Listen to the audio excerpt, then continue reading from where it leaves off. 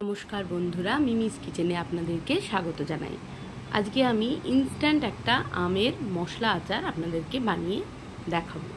তো চলুন আচারটা কিভাবে বানাবো। এই দেখুন, 3টে আমি কাঁচা আম নিয়ে নিয়েছি। কাঁচা আমগুলোকে ভালো করে ধুয়ে নেব, ধুয়ে মুছে নেব। এরপর আমগুলোকে আমি চৌকো করে কেটে নিয়েছি। এরপর দেখুন, আমের মধ্যে আমি দিয়ে দিলাম নুন আর দিয়ে দেবো হলুদ। একবার আন্দাজ করে নুন হলুদটা দিয়ে দিয়েছি, যাতে পরবর্তী ক্ষেত্রে আর নুন দিতে আমাকে না হয়। এরপর একটা আমি শুকনো মশলা তৈরি করব। এখানে আছে মৌরি, ধনে, গোটা জিরে, মেথি, আর আছে সর্ষে আর গোলমরিচ।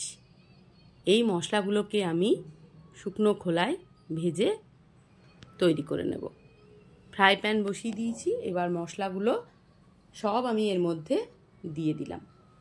ওই যে বললাম মশলা আচার আমের, তাও আবার করব কিন্তু আমি প্রেসার কুকারে। তো খুব কম সময়ের মধ্যে, মিনিট 5-এর মধ্যে রান্নাটা হয়ে যাবে আচারটা আর কি। মশলাটাকে আমি প্রথমে শুকনো খোলায় ভেজে তারপর এটাকে গ্রাইন্ডারের মধ্যে দিয়ে একদম গুঁড়ো পেস্ট আমি বানিয়ে নেবো। এটার মিহি গুঁড়ো বানিয়ে নেবো। আর যেহেতু মশলা আচার, তাই মশলার পরিমাণটা এখানে একটু বেশি থাকবে। এইবার কুকার বসিয়ে দিয়েছি। কুকারের মধ্যে দিয়ে দেবো বেশ খানিকটা পরিমাণে সর্ষের তেল দিয়ে দিয়েছি। তেলটাকে গরম করব। গরম করার পর আমি এটাকে রেখে দেব ঠান্ডা হওয়ার জন্যে। যখন তেলটা ঠান্ডা হয়ে যাবে তখন ওর মধ্যে আমি কিছু মশলা অ্যাড করব। দেখুন, গ্রাইন্ডারের মধ্যে যে মশলাটা বানিয়েছিলাম সেটা কিন্তু আমার মিহি গুঁড়ো হয়ে গেছে। এবার একটা বাটিতে আমি মশলাটাকে ঢেলে নিলাম। এর ওপর আমি মিশিয়ে নেব কালো জিরে, খানিকটা কালো জিরে আমি হাত দিয়ে মশলাটার সাথে মিশিয়ে নিচ্ছি। এই আচারটা রুটি, পরোটা, ভাত, যেহেতু এটা মশলা নোনতা আচার, তো খুব ভালো লাগবে অসময়ে খেলে। এই দেখুন, এরপর আমি তেলে ঠান্ডা হয়ে গেছে কিন্তু তেলটা, গ্যাস কিন্তু এখন অন নেই। এর মধ্যে আমি হিং দিয়ে দিলাম আর দিয়ে দেবো কাশ্মীরি লঙ্কার গুঁড়ো।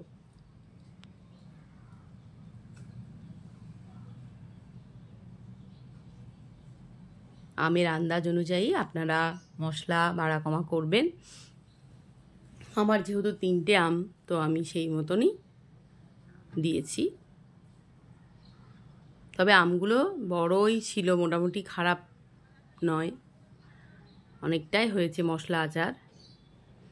এরপর ওই গ্যাস কিন্তু অন নেই, ঠান্ডা তেলের মধ্যেই কিন্তু আমি আমগুলোকে দিয়ে দিলাম। খুব কম সময়ে চট জলদি হয়ে যায় আর খেতেও কিন্তু খুব সুন্দর হয়।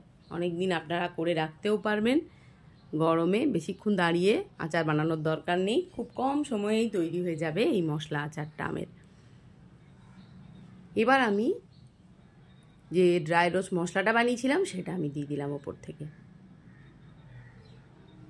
এবার ভালো করে আমি হাতার সাহায্যে পুরোটাকে মিশিয়ে নিচ্ছি। যদি কারুর মনে হয় যে আর একটু নুন দিলে ভালো হবে, আমে নুন কম হয়েছে, তখন আবার একটু নুন আপনারা এর সাথে দিতে পারেন চাইলে। আমি একদম আন্দাজ মতো নুন দিয়ে দিয়েছিলাম, তাই আর নুন আমি দিইনি। এই দেখুন, পুরো মিশে গেছে। এবার কিন্তু আমি প্রেসার কুকারের ঢাকনা বন্ধ করব। সিটিটা কিন্তু খুলে নিয়েছি। পুরো 5 মিনিট এটাকে আমি হতে দেব। 5 মিনিট পর এই দেখুন ঢাকনা খুলে নিয়েছি। আমগুলো কিন্তু একদম সুন্দরভাবে সেদ্ধ হয়ে গেছে,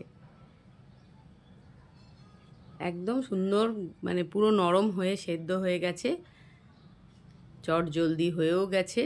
এই দেখুন সুন্দর হয়ে গেছে। এবার এটাকে ঠান্ডা করে আপনারা কন্টেনারে ভরে দিন কাচের। অনেক দিন সুন্দরভাবে থেকে যাবে এই আমের মশলা আচার।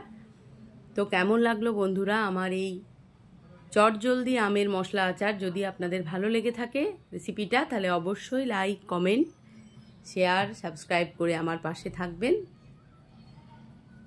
সবাই ভালো থাকুন, সুস্থ থাকুন। আবারও দেখা হবে পরবর্তী ভিডিওর সাথে। ততক্ষণের জন্যে সবাইকে টাটা।